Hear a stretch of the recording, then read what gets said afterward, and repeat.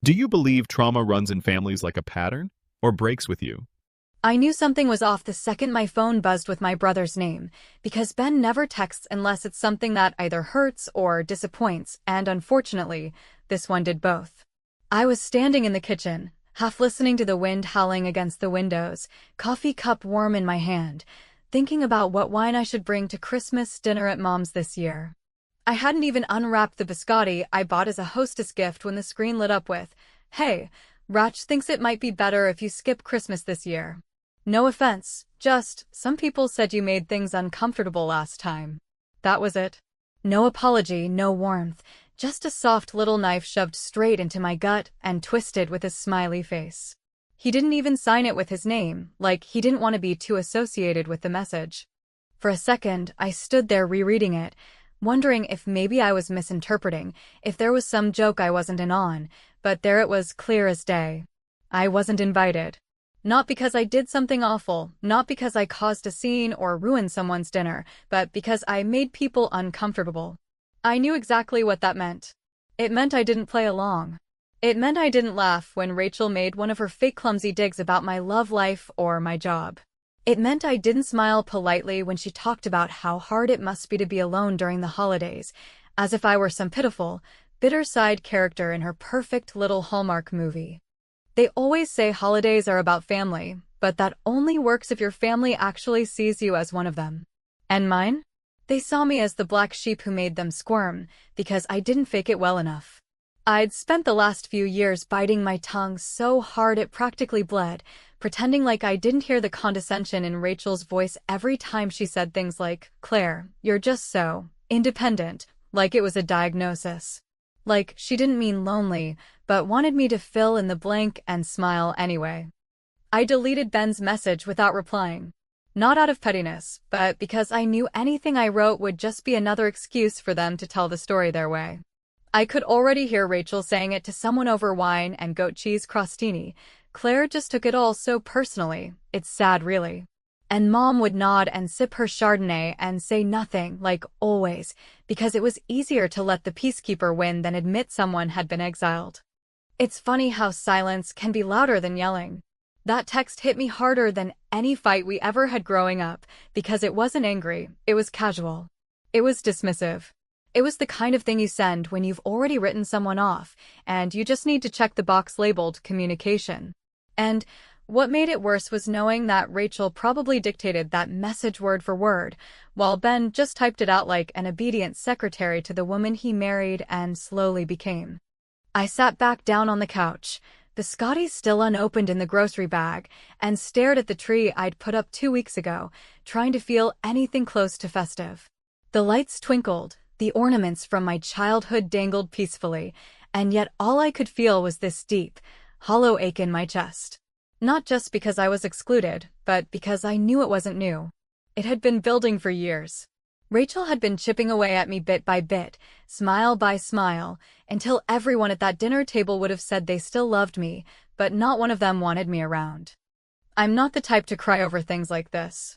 I've lived alone for 7 years now, since the divorce, and I've learned how to live with silence. But this wasn't silence. This was being silenced. This was being labeled as a problem and quietly removed from the picture like I was a stain on their matching Christmas sweaters. And the worst part?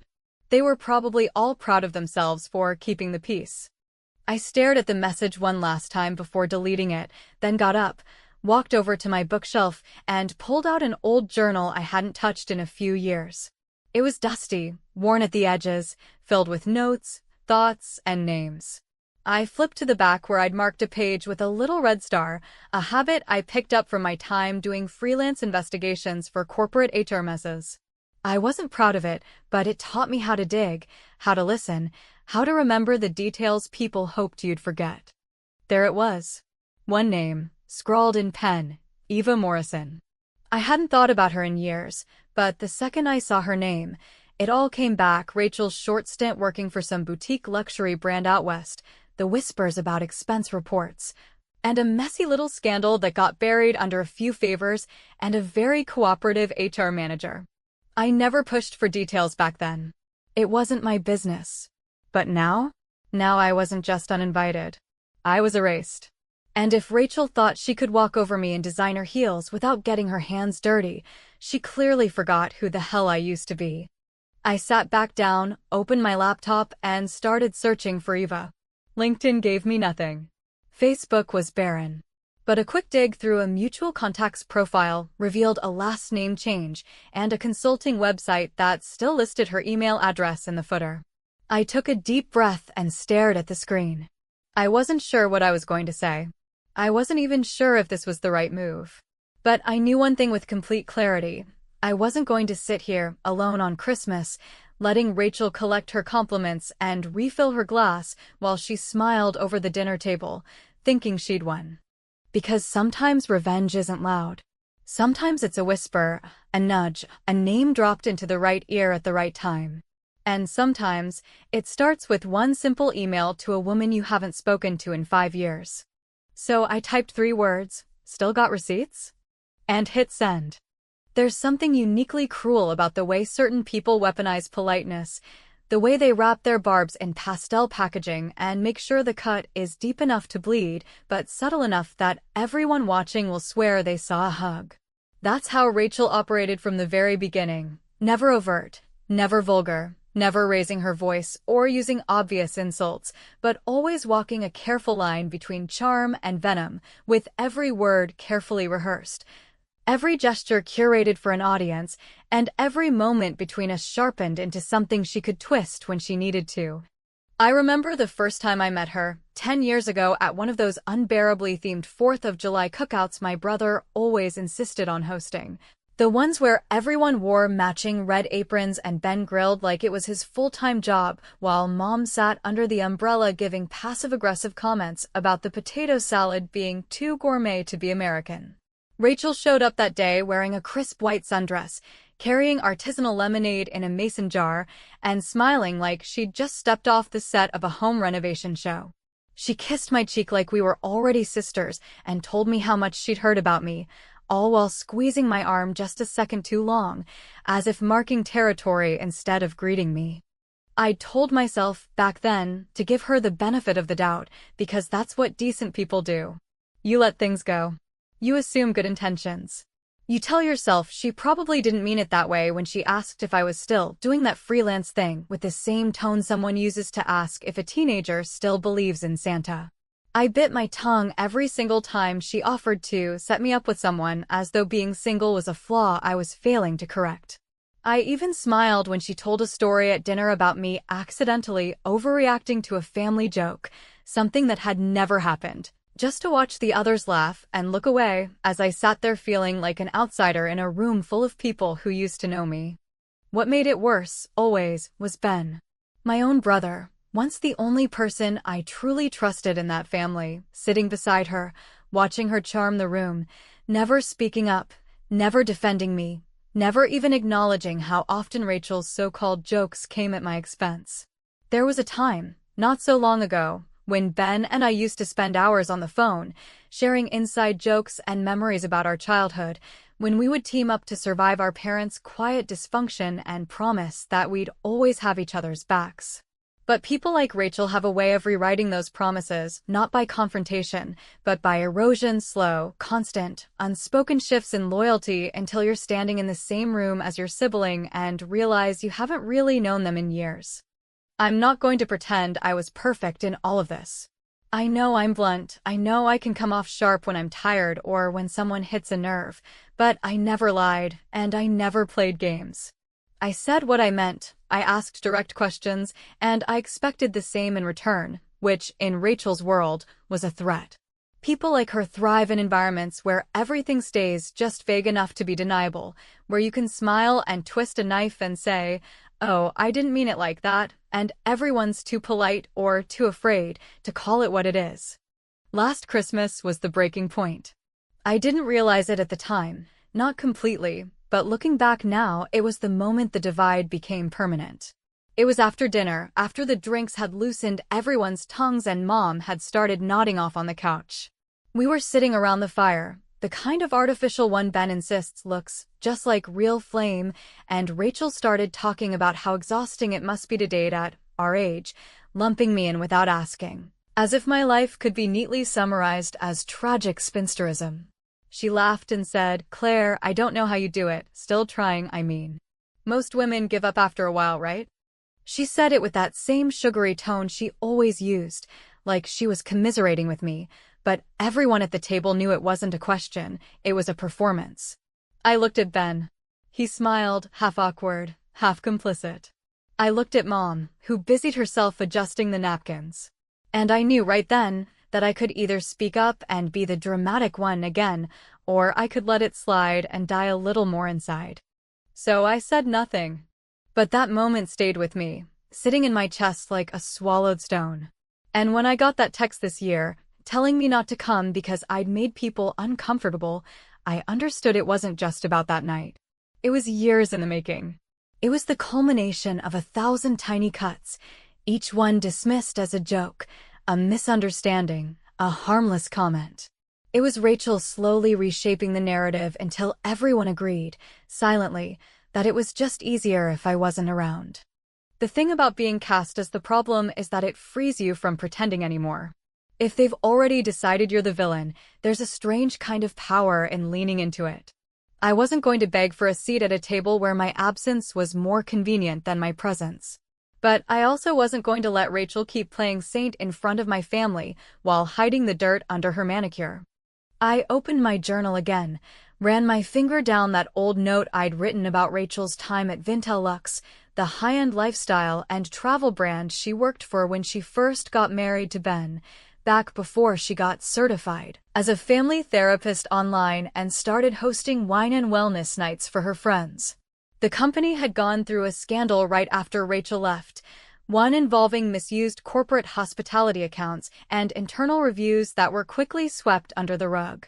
And I remembered something Rachel had said, casually, years ago at a barbecue, when she was just tipsy enough to talk too much. She'd laughed about how easy it was to book personal trips under the company's premium accounts if you knew the right people and kept it quiet. At the time, I thought it was just one of those bratty rich girl comments that meant nothing. But now it felt like the kind of thread that could unravel everything if pulled the right way. Eva Morrison had been in finance at Vintelux. She was sharp, uncompromising, and unafraid to burn bridges. I remembered her from a conference call I accidentally overheard once, back when Rachel didn't realize I was still in the room during one of her work-from-home sessions. Eva had been the only one pushing back on Rachel's client charges, and Rachel had called her a bitter witch with a spreadsheet fetish. I smiled to myself as I looked up Eva's consulting firm online. The site was basic, clean, unassuming. Her photo looked older, harder, but the eyes were still the same, piercing, focused, unforgiving. And beneath her contact form, in small gray text, was a line I hadn't expected to find, specializing in forensic audits and internal corporate compliance consulting. I didn't know exactly what I was going to ask. I didn't have a plan yet, not really. But I knew one thing for sure. Rachel had played the long game for years, and now it was my turn to stop playing altogether.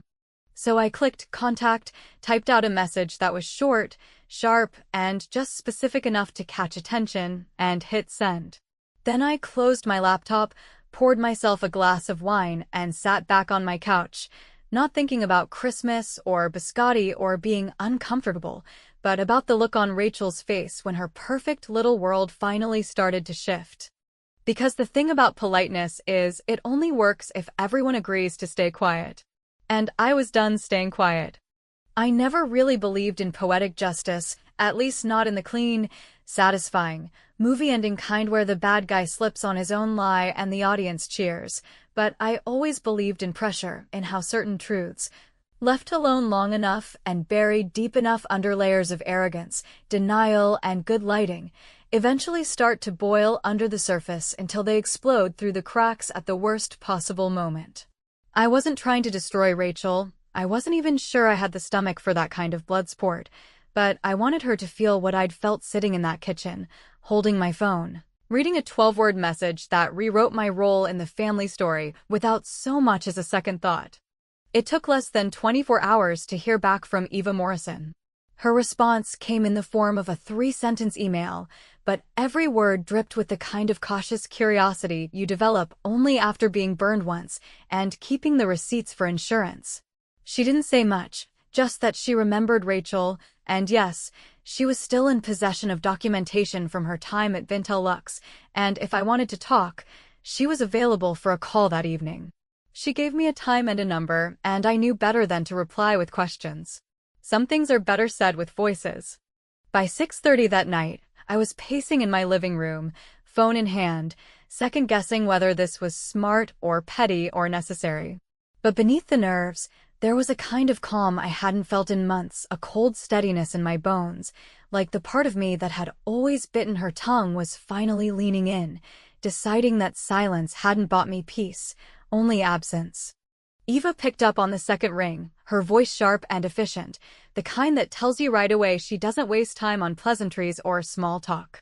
I introduced myself, and to my surprise, she remembered me, not personally, but vaguely, as Rachel's sister-in-law who once emailed her asking about a corporate gift receipt.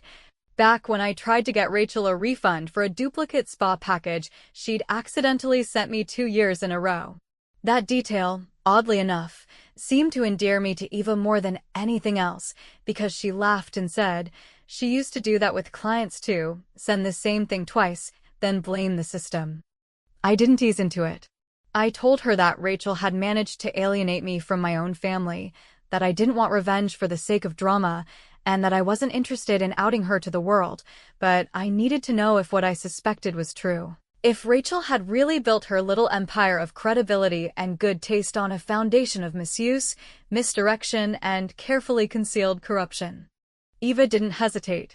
She told me that during her final months at Finalizing, there had been a growing concern among the finance team that several employees were misusing high-tier hospitality accounts intended exclusively for client retention and luxury experiences tied to specific contracts.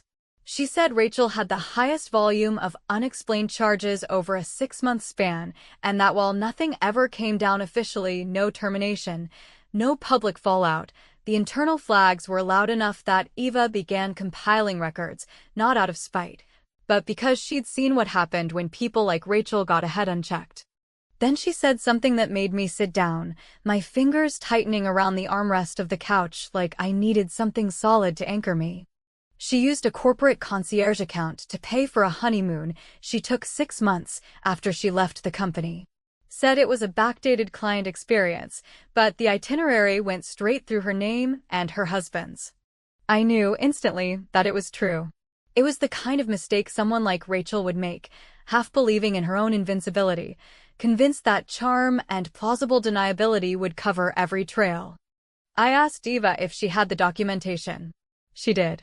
Not only the expense logs, but the corresponding itinerary, the dates, the approval email that Rachel had forged using an intern's email credentials, and a list of vendor receipts under the lifestyle platform's name. Eva paused, then added, I never reported it outside the company. She got out before anyone wanted to rock the boat. But I always thought, if she ended up using that leverage somewhere else, it would catch up with her eventually. I told her it had. I told her Rachel was now presenting herself as some kind of ethics-focused life coach on social media, giving TEDx-style talks at women's retreats, all while spending money she never earned and manipulating people into thinking she was the answer to chaos. Eva didn't even sound surprised. She said, these women always find a new grift. They never change, they just rebrand. We stayed on the phone for almost 45 minutes, trading details, comparing timelines, and by the end of it, I had something more valuable than proof. I had someone else, finally, who'd seen behind the curtain. Someone who didn't ask me to tone it down or play nice or pretend like Rachel was just misunderstood. And then came the moment I didn't expect. I asked Eva if she still knew someone at Darnell Bank, the institution Rachel used for her lifestyle coaching business, the one she bragged about all the time, saying it gave her access to elite financial concierge perks. That made her look successful to her clients and, more importantly, to my family. Eva paused, then said, Scott Fields still works there. And he owes me a favor. It was a quiet sentence, but I could feel the weight of it hit the floor like a dropped knife. I didn't have to say much after that. Eva offered to reach out to remind Scott delicately of the past documentation and suggest that Darnell's compliance team might want to re-review any high-limit cardholders associated with former Vintel Lux executive perks. I told her thank you, but not in the grateful, passive way I'd been trained to speak. I said it like I meant it. Like I was done apologizing for being the only one who remembered the truth. After the call ended, I didn't feel triumphant. Not exactly. I felt clear. I felt ready.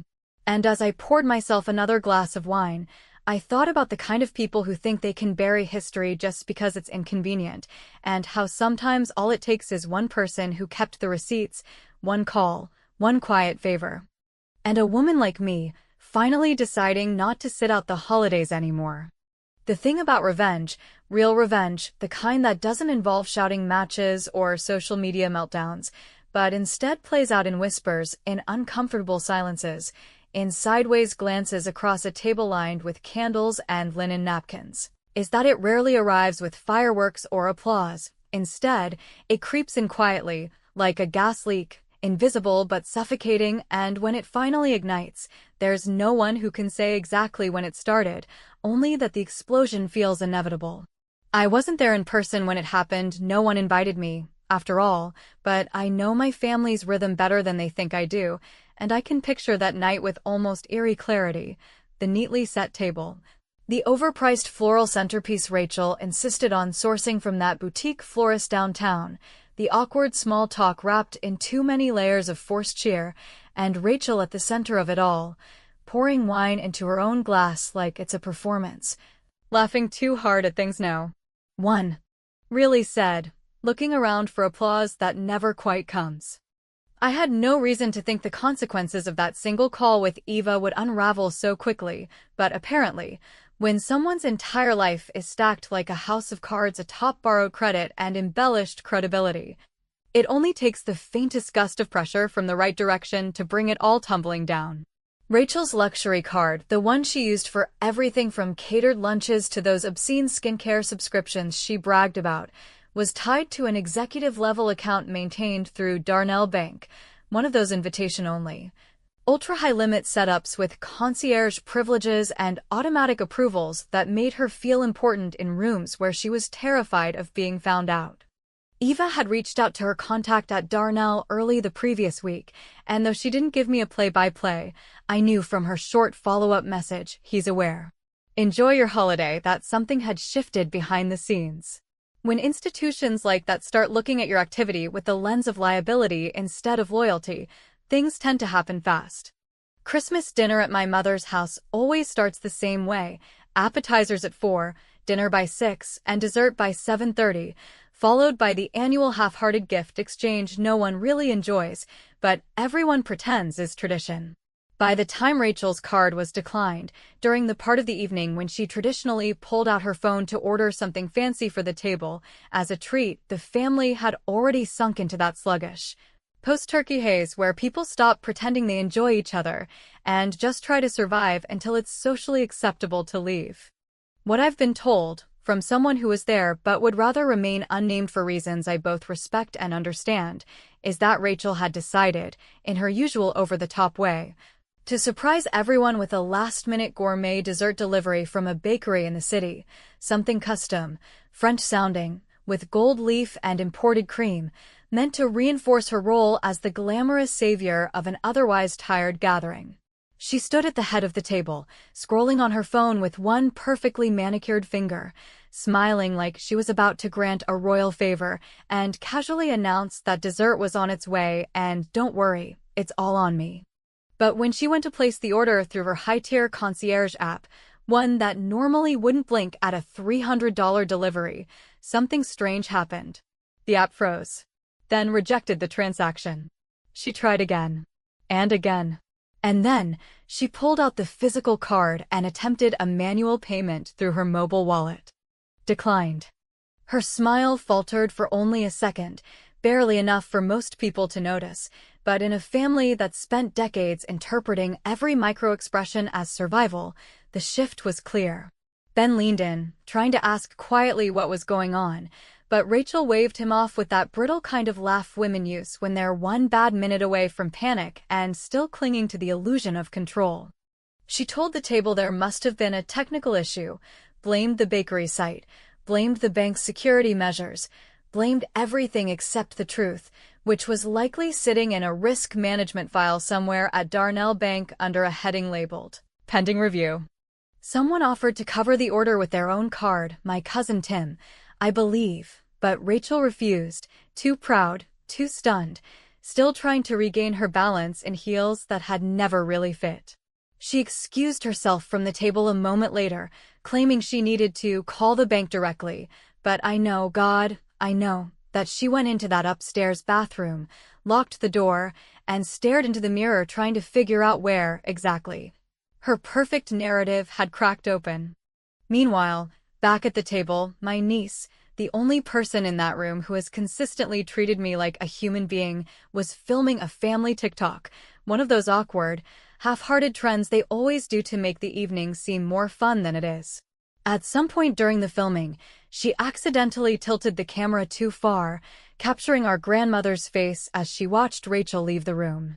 And there, for a split second, was an expression I haven't seen on that woman's face in years. Not concern, not confusion, just knowing. Because the truth, once it starts to leak, doesn't come out as a confession. It comes out in moments. In looks. In silence. Later that night, as Rachel remained upstairs far longer than necessary, the rest of the family tried to recover the mood, but from what I heard, it didn't take. The tension was thick enough to taste. My brother barely spoke. My mother, who has made a career out of pretending nothing is wrong even when the house is on fire, began clearing the dishes with the urgency of someone trying to unsee what they'd just seen. And then, just after the table had been cleared, just after everyone had resigned themselves to the truth that the dessert was not coming, Rachel returned. Her face was pale, her eyes tight, and though she smiled, it no longer reached the rest of her face. She said nothing about the card. Nothing about the call.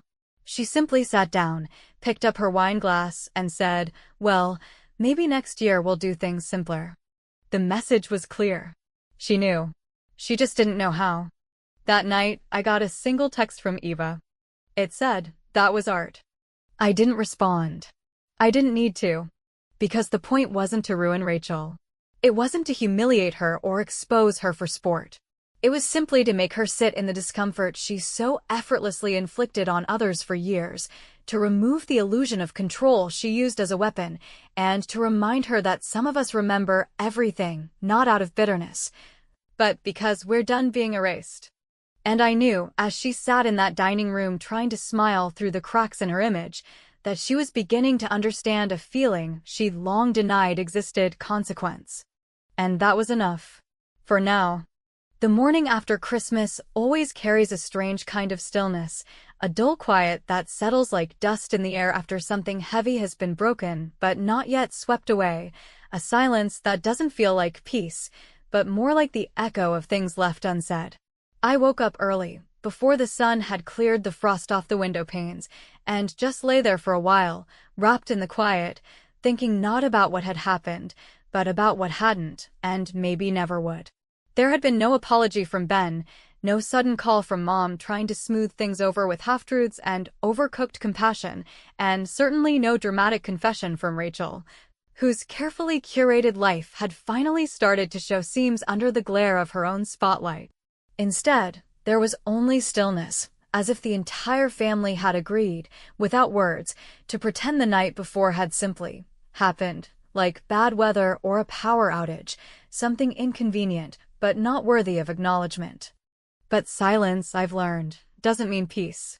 Sometimes it just means they're regrouping, rewriting the story among themselves, trying to fit what happened into a narrative where they can still call themselves the good ones, where they don't have to ask how things got to this point or why their daughter, sister, or aunt no longer shows up to holidays with a forced smile and an unopened bottle of wine. And if I'm being honest, part of me expected that silence. I was prepared for it, even comforted by it, because it meant they were shaken, not sure what to say, suddenly forced to sit in the unease they once tried to assign to me. But what I didn't expect, What I hadn't prepared for was the message I received just after noon, tucked between a promotional email for new winter boots and a spam message about refinancing my mortgage. It was from Ben. And it simply read, "Can I ask you something?" I stared at the screen for longer than I should have, debating whether I even wanted to open that door again, whether any part of me still believed that the boy I used to build blanket forts with, who once cried beside me at our father's funeral, could still be found underneath the tired, complicit man Rachel had shaped him into. But curiosity, or maybe old loyalty, won out, and I replied with a short, "Sure," because if nothing else, I wanted to hear what version of the truth he'd decided to entertain now that the scaffolding around his wife's image had started to collapse. His reply came quickly, almost too quickly, like he'd been waiting for permission. "Did you do something to Rachel's card?" No small talk. No preamble. Just the question, sharp, blunt, and already laced with the suspicion that something had shifted beneath his feet, that maybe his wife, the woman who always had the right answer and the perfect timing, had finally miscalculated.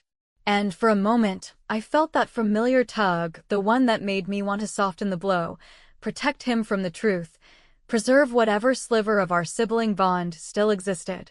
But then I remembered the text he'd sent me just days before Christmas, the one that had sparked all of this, the one that reduced me to a problem to be managed. And I realized I didn't owe him comfort anymore. Only honesty.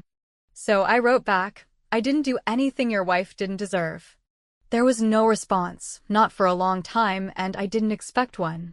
But the fact that he'd asked, that he knew something was off, something bigger than a glitch in the system or a delayed charge, meant more than I cared to admit. It meant, perhaps, that the performance was over, or at least paused long enough for someone besides me to start asking questions. Maybe not out loud, maybe not to Rachel, but questions nonetheless. And in families like mine, where silence is tradition and image is everything, even silent doubt is a revolution. Later that evening, while washing dishes in a sink that didn't reek of sugar-glazed ham or reheated potatoes, I checked my phone again and found a message from someone I hadn't heard from in over a year, my niece.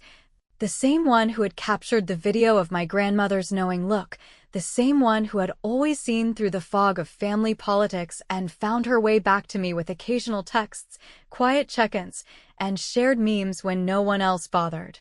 She had sent a single photo, her, smiling in the bathroom mirror at my mother's house, wearing the same sweater I had given her 3 Christmases ago when Rachel said it was a bit too mature for her style. And underneath the photo, a single caption, "You were missed." It wasn't grand. It wasn't an olive branch from the whole family or some dramatic reconciliation with violins swelling in the background. But it was enough. Enough to remind me that I wasn't invisible, that not everyone had chosen Rachel's version of the story, that sometimes, when you draw a line and finally defend it, someone notices the courage in it, even if they can't say it out loud at the dinner table. As the night wore on, I poured myself a drink, the cheap kind with a label I could never pronounce, and sat on my couch, legs tucked under a blanket, staring out the window at the slow drift of snow under the streetlight. The house was quiet, but not lonely. I didn't feel bitter or vindicated or even triumphant. I just felt still. For the first time in years, I hadn't begged for inclusion, hadn't chased forgiveness from people who only offered it with strings attached. I had chosen myself, and in doing so, I had exposed a lie that had taken years to build, one Rachel could no longer manage with charm and calendar invites. I thought about calling Ben back. I thought about asking him what it felt like to watch his wife unravel in real time, to realize that maybe the person you trusted to organize your life was also the one distorting your reality. But I didn't. Some answers aren't mine to demand. Some awakenings have to happen alone. I don't know if Rachel will ever admit what she did, not to Ben, not to the family, not even to herself. People like her survive by rewriting the past, by framing themselves as victims of cruelty rather than architects of consequence. She'll likely tell a new story, one where I attacked her out of jealousy, where she was targeted unfairly, and I'm sure the others, too exhausted to unravel the truth, will nod along. But that's fine. Because the truth doesn't need to be universally accepted to exist. It just needs to breathe. And as I sat there, Watching the flakes settle like ash on the sidewalk, I whispered something aloud to no one in particular, just to hear it spoken. So who's uncomfortable now? And in the quiet that followed, I didn't hear regret. I heard the end of a chapter, and maybe, just maybe, the start of something I didn't have to fake.